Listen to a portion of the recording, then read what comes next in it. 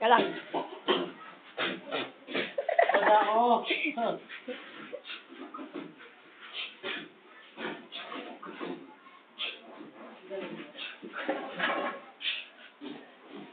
Nandito ngayon si Abed Nightcap ang may nagagawa na Electric fan.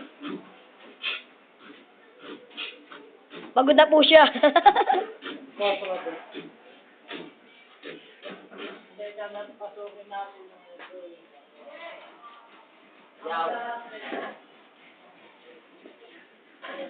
Makasigado makita ka.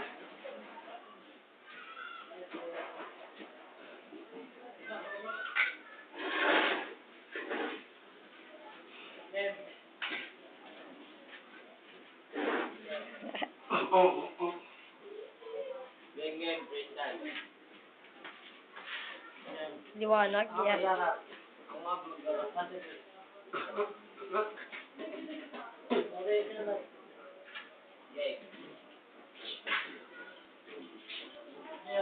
Ngayon, nakatambay dito.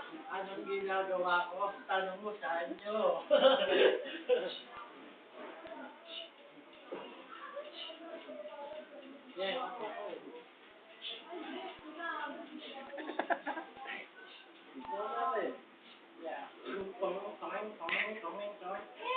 Nandito ko ngayon, nagdidikit ng likitan. Upang kasama ko si Emon at si Isyan. Huwag kang lumapit sa akin, eh, hawak ng isya.